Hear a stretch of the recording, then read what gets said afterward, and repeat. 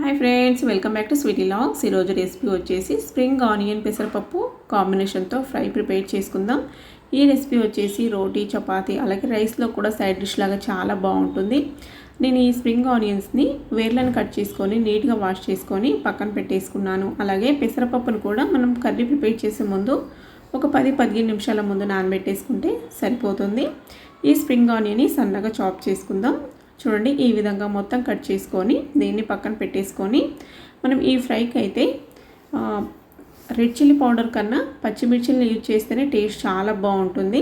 నేనైతే ఈ మినీ చాపర్తో ఈ పచ్చిమిర్చిలని అలాగే వెల్లుల్లిపాయలు కూడా కొద్దిగా ఎక్కువ క్వాంటిటీలో వేసుకుంటే టేస్ట్ అలాగే ఫ్లేవర్ కూడా చాలా బాగుంటుంది. ఈ స్ప్రింగ్ ఆనియన్ ఫ్రైకి వేసేసుకొని సన్నగా చాప్ చేసుకోవాలి.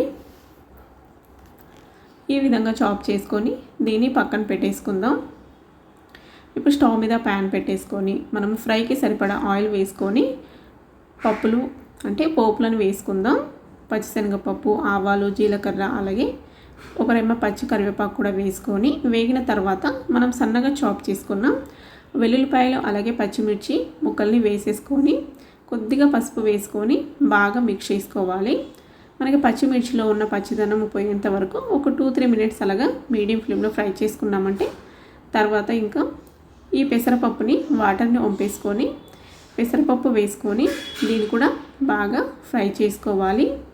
ఒక 30-40% దీన్ని మనం ఇప్పుడు ఈ ఆయిల్లో ఫ్రై చేసుకున్నామంటే మిగతాది మనకి స్ప్రింగ్ ఆనియన్తో పాటు సాఫ్ట్గా మగ్గిపోతుంది. మనకి పెసరపప్పు ఎక్కువ టైం ఏం తీసుకోదు, తొందరగా మగ్గుతుంది. ఈ విధంగా ఒక 30-40% మగ్గిన తర్వాత దీన్ని బాగా మిక్స్ చేసుకొని దీంట్లోకి మనం సన్నగా చాప్ చేసుకున్న స్ప్రింగ్ ఆనియన్స్ని యాడ్ చేసుకుందాం. ఈ స్ప్రింగ్ ఆనియన్ మన హెల్త్కి చాలా మంచిదండి. దీన్ని అప్పుడప్పుడు వాడుతూ ఉంటే వెయిట్ గెయిన్ అవ్వకుండా కూడా హెల్ప్ చేస్తుంది. అలాగే దగ్గు, జలుబు వచ్చినప్పుడు కూడా దీని సూప్ కనుక చేసుకొని తాగితే తొందరగా రిలీఫ్గా ఉంటుంది. ఈ పెసరపప్పు అలాగే స్ప్రింగ్ ఆనియన్ని బాగా రెండింటిని మిక్స్ చేసుకొని దీన్ని పక్కకి మగ్గడానికి పెట్టుకొని ఇంకొక పొయ్యి మీద మనం దీనికి ఇప్పుడు మసాలా పౌడర్ని ప్రిపేర్ చేసుకుందాం. ఏ కర్రీస్కైనా నేనైతే ఈ పల్లీల పౌడర్ని అయితే యాడ్ చేసుకుంటానండి. వీటిని మీడియం ఫ్లేమ్లో బాగా రోస్ట్ చేసుకోవాలి. తర్వాత చల్లారిన తర్వాత మనము పౌడర్ లాగా ప్రిపేర్ చేసుకొని ఒక బాక్స్లో ఎయిర్ టైట్ బాక్స్లో స్టోర్ చేసుకొని మనం అప్పుడప్పుడు కర్రీస్కి వాడుతూ ఉంటే కర్రీస్ టేస్ట్ చాలా బాగుంటాయి. అలాగే థిక్గా కూడా వస్తుంది. పల్చగా ఉన్న కర్రీస్కి అయితే నువ్వుల పొడి అలాగే కొబ్బరి పౌడర్ని కూడా యూజ్ చేస్తే చాలా మంచిది మన హెల్త్ కూడా. చూడండి, ఇక్కడ మనకి కర్రీ కూడా బాగా సాఫ్ట్గా మగ్గిపోయింది. ఇక్కడ పెసరపప్పు అలాగే స్ప్రింగ్ ఆనియన్ కూడా చూడండి మొత్తం సాఫ్ట్గా మగ్గిపోయినాయి. ఇప్పుడు బాగా మిక్స్ చేసుకొని మనము వేయించుకున్న పల్లీలని మిక్సీ పట్టేసుకొని దీనికి మసాలా పౌడర్ని యాడ్ చేసుకోవాలి. చూడండి, పప్పు కూడా సాఫ్ట్గా మగ్గిపోయింది.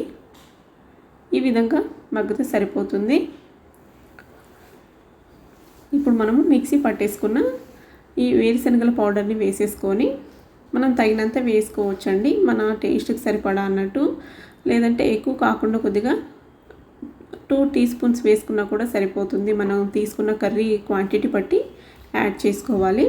బాగా మిక్స్ చేసుకొని టేస్ట్ చూసుకొని సాల్ట్ ఏమైనా పడితే సాల్ట్ వేసేసుకొని బాగా మిక్స్ చేసుకొని స్టవ్ ఆఫ్ చేసేసుకుంటే రెడీ అండి.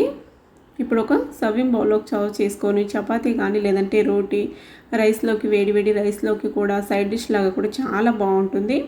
ఈ రెసిపీ కనుక నచ్చినట్లయితే ఒక లైక్ చేయండి. అలాగే మీరు కూడా ట్రై చేసి కామెంట్ సెక్షన్లో షేర్ చేసుకోండి. మీరు ఎలా ప్రిపేర్ చేసుకుంటారో ఈ స్ప్రింగ్ ఆనియన్ని మీ ఒపీనియన్ కూడా షేర్ చేసుకోండి కామెంట్ సెక్షన్లో. నచ్చినట్లయితే ఒక లైక్ చేయండి. Thank you for watching. Bye.